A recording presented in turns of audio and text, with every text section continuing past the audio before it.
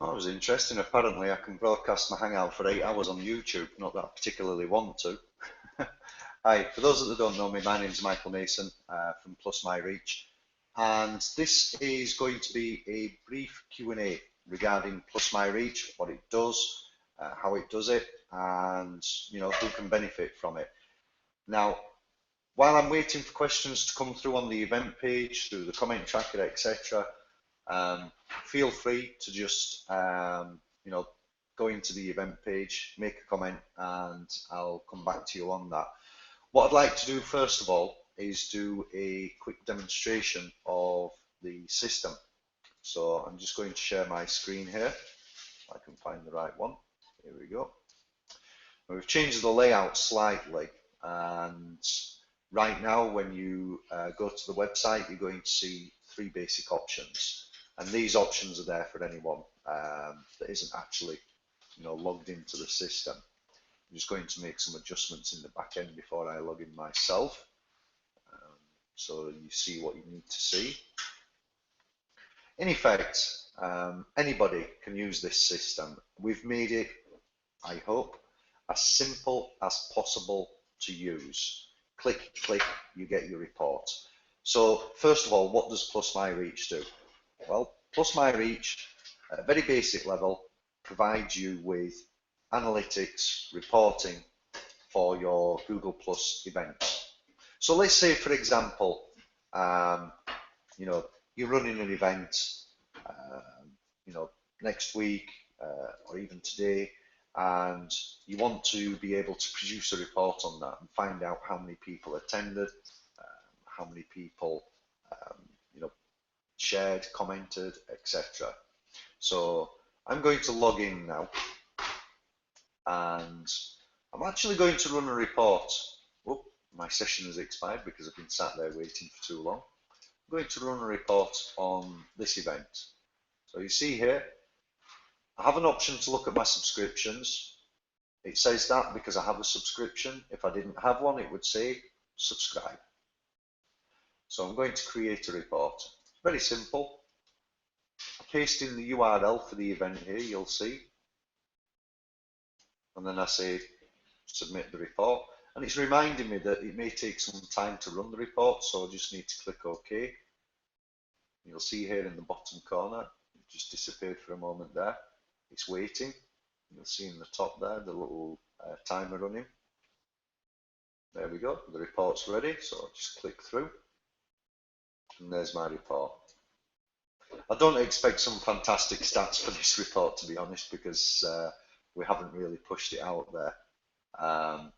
And right away it gives me the overview. It takes me and shows me the video, of course, if there's a video available. One recommendation I would make to users, excuse me, is that you change the settings on your YouTube channel to make the video views visible, because we count these. And if you're not displaying the video views, we can't count them. If we can't count them, then it takes away from the total reach and the engagement metric. So a little tip there, if you go to YouTube channel and just change the settings there so that anybody can view the video.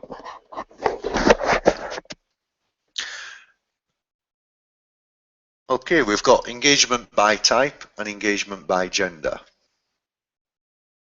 That should be pretty straightforward. We've got 12 people said that they were going, 3 +1s and 4 maybes. For the event that we're holding tomorrow night, I would expect those numbers to be significantly higher. Engagement by gender surprises me, actually. There should be a more even split. Again, not many people attending, so the statistics are not really what I would call significant. And the engagement index quite low because we haven't really promoted the event. We normally typically promote an event a week in advance. Some of the features of Plus My Reach then while I'm here. For example, I can change all this information here simply by going to Report Branding, Review. So if I review this information, I can edit this here. I can edit the image that's displayed. I can also edit the subscriber profile, and all that image goes into the report here at the top. So if I choose to print this report, it prints out with all this information, which is, you know, branded. And I can then use that report to pass it to someone who's interested in appearing on the show, perhaps pass it to a sponsor or a subscriber, and let them have that information. Some other information up here, quick navigation bar at the top, so we can go straight to, for example, the engagers. Again, this is only a test event, it's a Q&A, so I wouldn't put any significance into these numbers.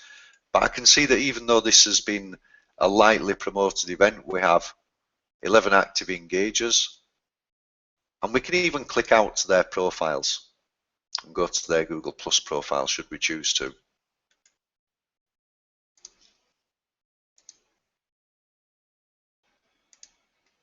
And then all the engagers.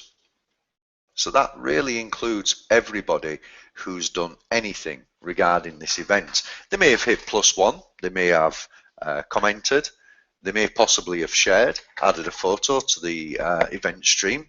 Anything like that will be classed as an engagement or an activity.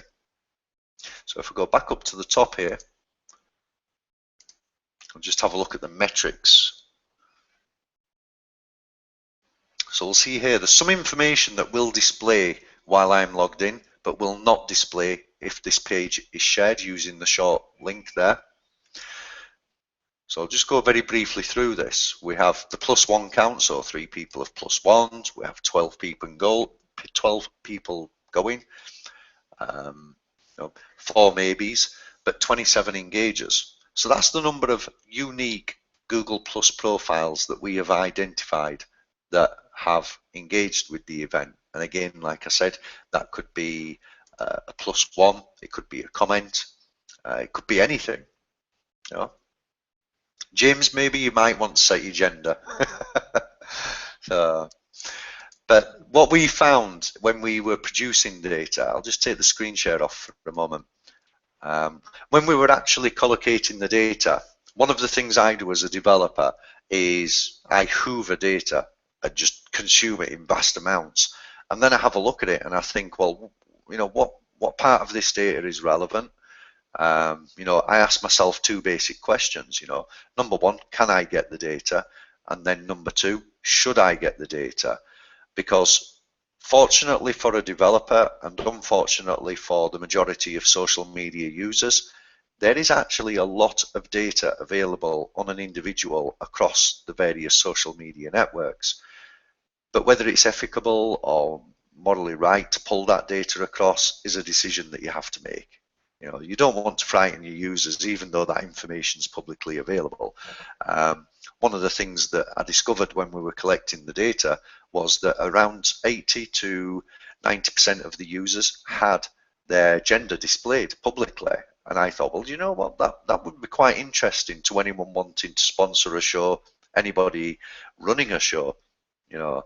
And it can be interesting because you may be doing a show on a topic that you think is female biased, but actually get 60–70% male attendance. So it might help you rework the show, the format, or the content. Can I take it from the top? Very briefly, sure. I'll tell you very, very briefly what Plus My Reach does. If you're holding an event, a hangout, I call it an event because it's a hangout held within a Google Plus event page. What it does, in effect, is it measures that page. It gives you analytics on the hangout, analytics that are not available through any other method. So you'll be able to find out, for example, a good example would be if you hold an event and you invite 500 people to that event, but only 300 attend, you don't know. You simply do not know. And you can go to the box that says attendees and you can click all the people that were going and circle them and send them a message. But the problem you have with that is you're going to be sending a message to 300 people who attended and another 200 that didn't.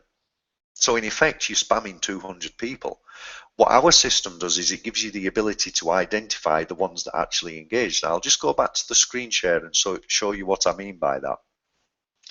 You'll see here it says 27 engagers. This is the number of people that engaged with the event. So if I go back to, whoops, I clicked overview, I meant to click engagers. If I click the engagers tab here, I have my top 5 engagers and I have my active engagers. The definition of an active engager for us is anybody who executed 2 or more actions. So for example, Mia Voss at the top of the list there, she will have perhaps clicked +1. She will perhaps have added a photograph, shared, commented, or any number of those actions. And it's the same for everybody in that list. I'm pleased to see that we're in that list. That would help. But curiously, me personally, I don't appear in the active engagers because I've used the brand to push this page. And here we have all the engagers. So this lists every single person that engaged with the event. And we don't care whether it was a +1, a comment, or a share. We just want to know who actively engaged in the event. And there's 27 of these people. I won't go through and count them. I know that the figures are accurate. Now, given the fact that you could hold an event and invite 500 people, as I have, or 1,000 people even, but only 200 engage, I really don't want to waste the time of the other 800 people. Maybe they'll watch later. It's possible that these people are busy like I am and they've said, oh, maybe I'll go and I'll watch the event later. And one of the things I do quite frequently is I actually mark myself as maybe attending an event because I will watch it later, maybe a few days later. So one of the things we do is we suggest that you run a report before the event, maybe a day before as well.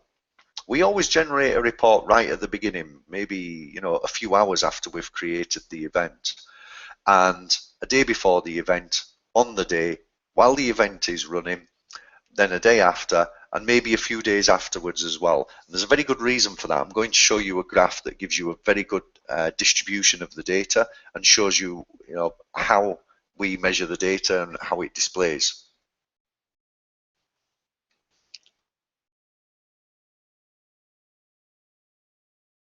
Yep, good question there by Tim Longwell about the Engager count. We're correcting that this weekend. What we're currently doing is for every engager that engages on an event, and I use the word to describe anybody who's executing any kind of action on an event, we get the follower count for that user. However, if that user is already in our database, because Google allows us to cache the data for a predefined period of time, we don't recapture the data. We haven't been recapturing the data. We use a term called caching the data, or we record it and save it for later. And it's a little bit of an irritation because the follower count is going up constantly for most people. It should be. My follower count in our database is something like 2.2 thousand, whereas now it's, I don't know, 3.8, 3.9. So what we're going to be doing over the next few days is actually reworking the code so that the follower count for the engager, for the event, for when the event report was run, is at that moment in time. So you get a very clear snapshot at that moment in time of the engager account for every single engager on the event. So I hope that helps, Tim. Excuse me. And one of the things that was holding us back was this, and one of the reasons why we've kept the system in beta is while we were testing the code, server load, resources required, etc. I won't bore you with the technical. It was far easier to just cache the data and display it. But unfortunately, that means that we're presenting real-time data for the event and legacy data for the follower. So we're going to get away from that in the next few days, but that will be in the newsletter update. By all means, if you're not using Plus My Reach and you just want to find out what we're doing, sign up to the newsletter on the website, or just follow Plus My Reach on Google Plus, and you'll find out everything that's going on. So if at some time you want to come on board and start using the system, you can start at that point. I'm just going to go back to the metrics page for a moment and go through those figures. I'm hoping I'm catching all the comments as well, because some good ones coming through here.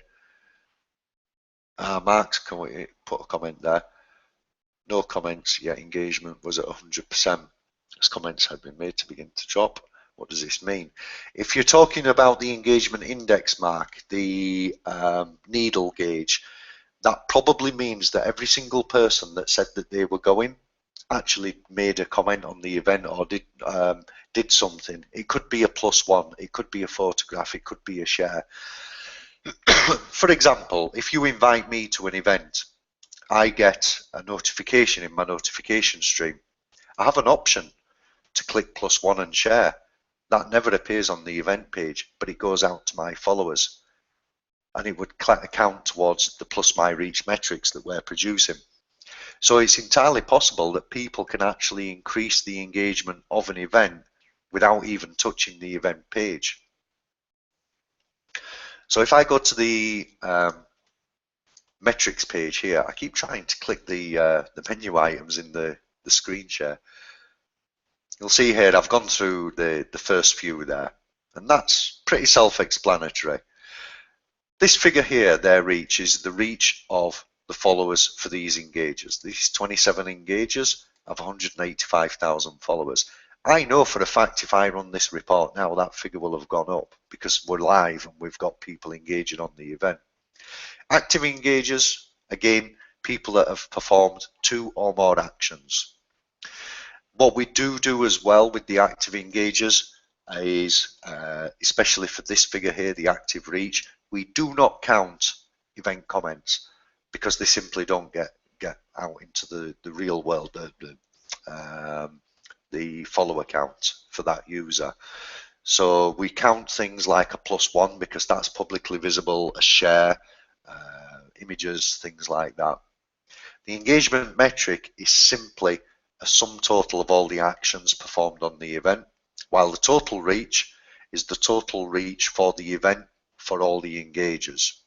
So you'll see that you've got a figure there of 322,000. That may seem like a large figure. However, if an event page is used as it is intended, as a landing page,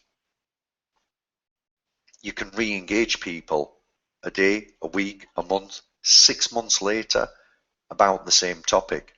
Revive the topic, let them watch the video, make comments, communicate and engage with other people that are a part of your community, for example, and therefore revive that content and actually, come some way to meeting that total reach.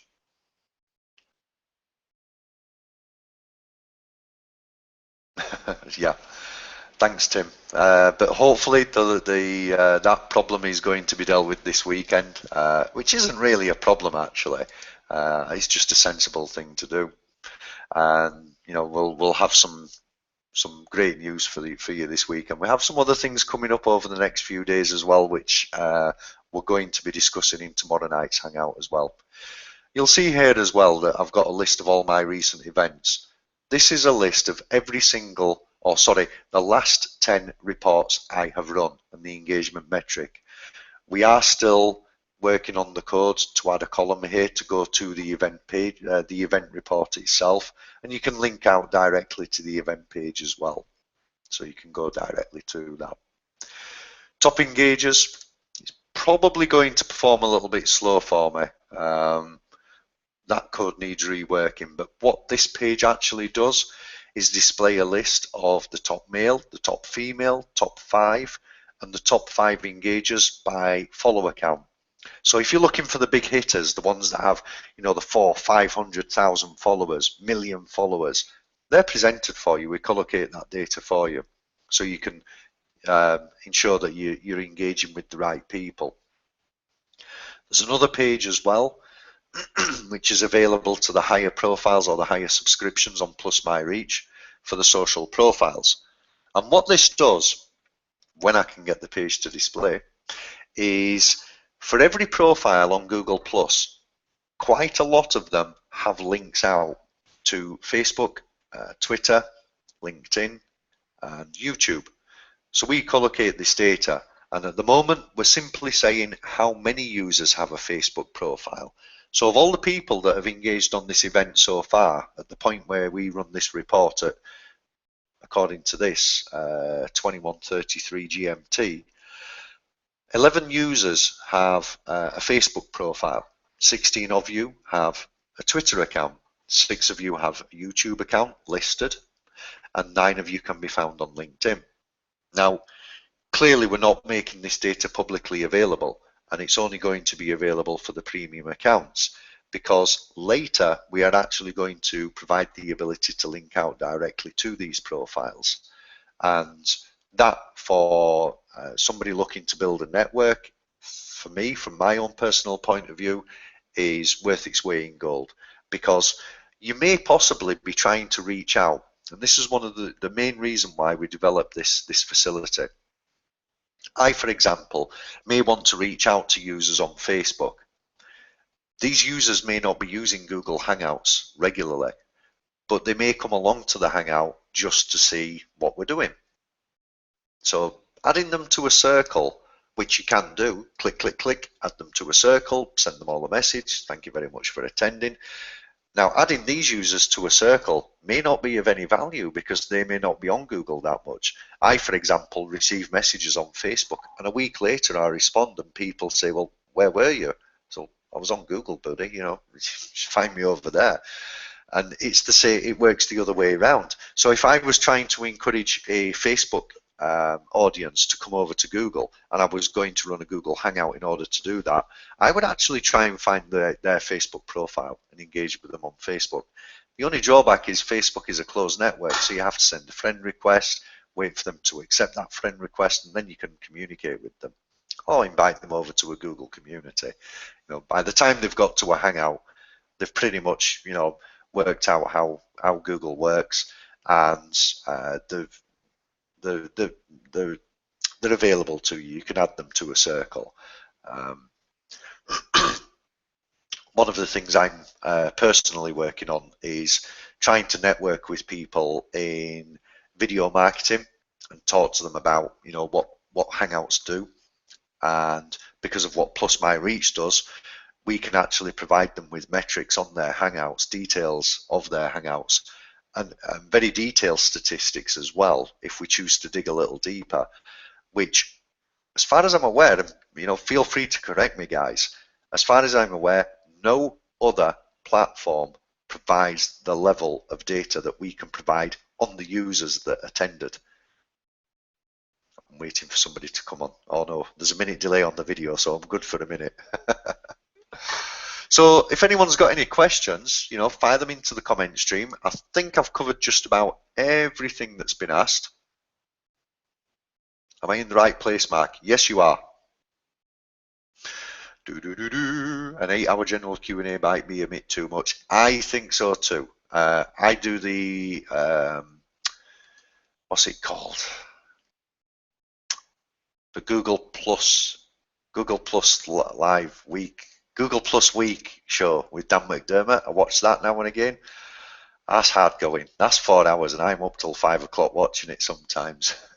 It's better to put the headset on and wander around the house on Saturday and listen to that.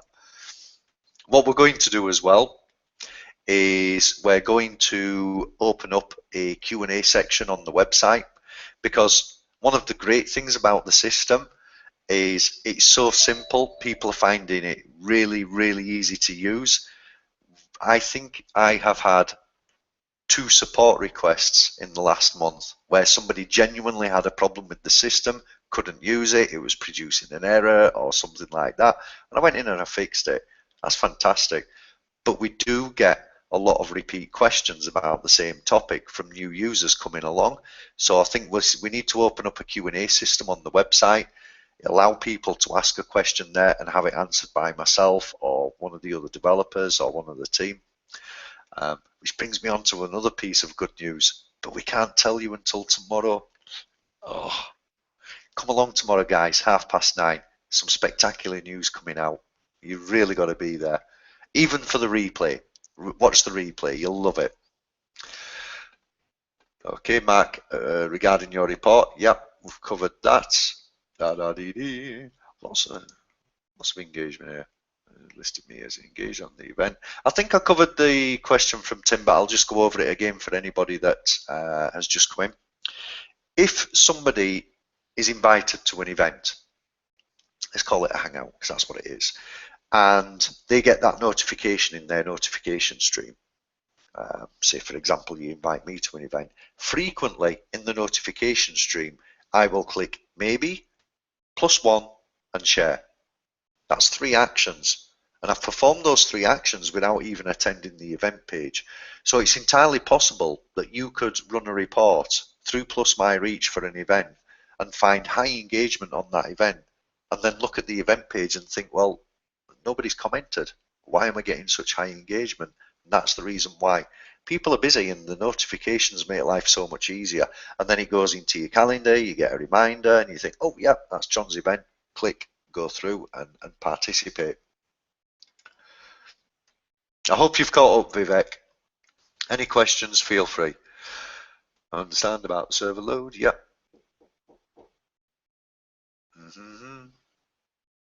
Oh, Wayne, good question. Can I talk about where I see Plus My Reach in 6 months?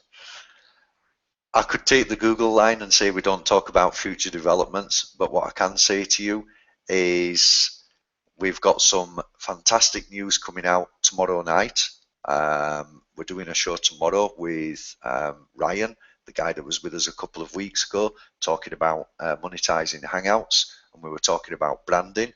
Tomorrow night we're going to be talking about a media kit. What we're also doing over the next few weeks is producing a series of other shows all about monetizing Hangouts, how to monetize your Hangout, and the things that you might like to look at in order to help you.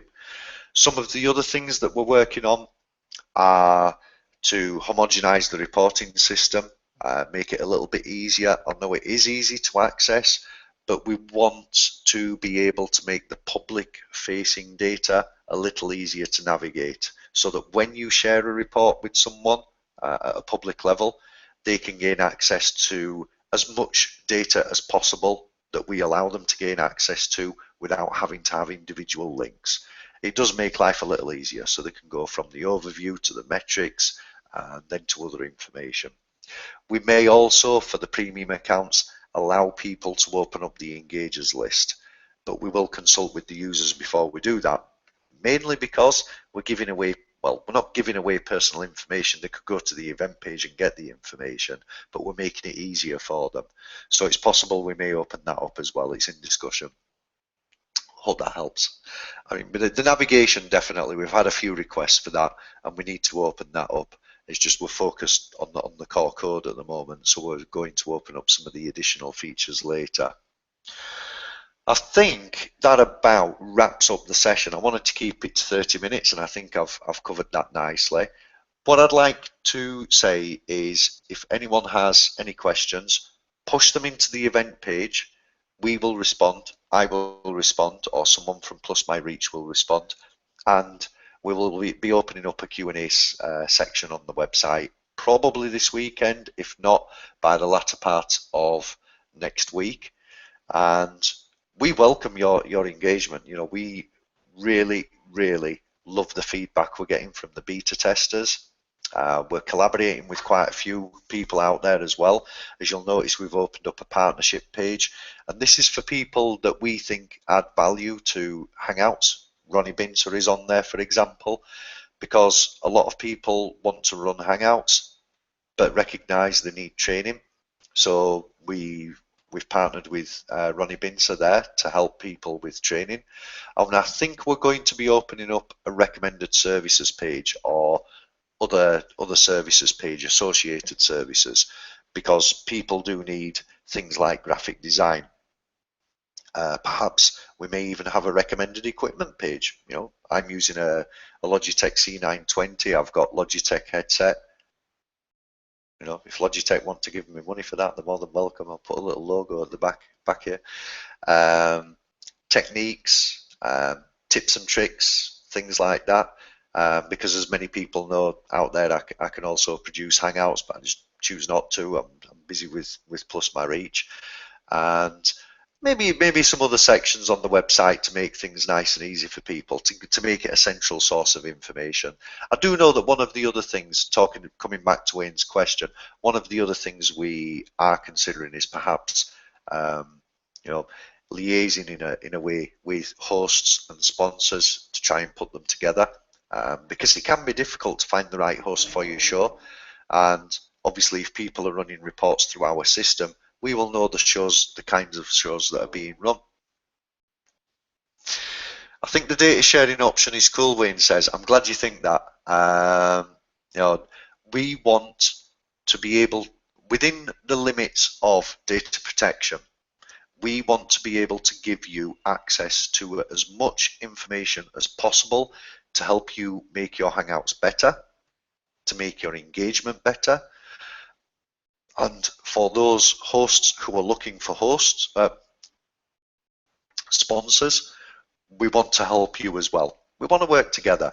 Where I think something like 80% of the accounts that we have on our system, our beta testers, or people who have engaged with Chef Dennis Litley or Aslin Blow, or one of the other people that we're working with, for example, Ronnie, and they've received a coupon so they can trial the system and work through that.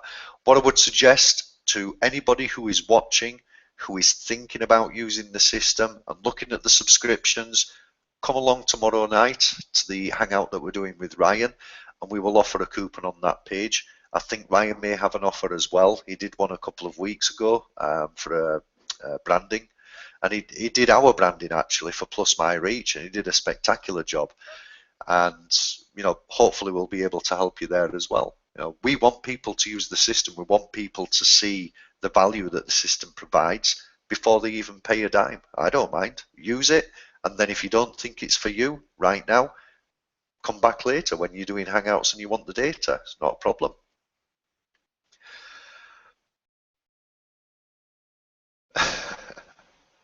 Oh, there's Mark and Wayne beating each other up now over a Smarty Pants question. Where do I see them in 6 months? You know what? It's entirely possible in 3 months' time we reach the objectives that we've set out, this week. We've got some big plans going forward. We're bringing a couple of people on board that one you will definitely be familiar with, and another to help us reach out to brands. Although we already have some brands using the service, and we're working with those brands as well to try and help them get the best out of the reporting. Because one of the things that I found frustrating from a developer's point of view was people were running single reports and not actually getting the value from that report because they needed multiple. For example, one of the things I said earlier, I did say 30 minutes, I know, but I just want to show this. One of the things I said earlier is it's really good if you run multiple reports, and I'll show you why. Now, clearly I've got an account that allows me to run more reports than say 5 or 6, but you don't need to have that many reports to be able to do this. Here's a report we did on an event for David Amelin's book that he released recently. This is what we like to see. The total reach is flatlining before the event. Well, it isn't really flatlining, but it's not going up significantly. Then it goes up when the event is live. This is while the event was running. But do you remember I said earlier about an event page being a landing page? This is why the engagement is continuing. And I guarantee if I run a report now, that figure will have increased.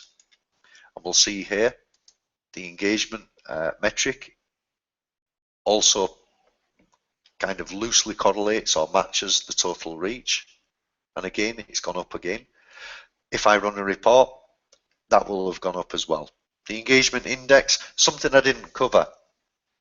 The engagement index is a percentage of users who engaged after they said that they were going. So let's say, for example, you had 50 people that said that they were going and 49 of them engaged. Well, that's going to give you a 98% engagement index.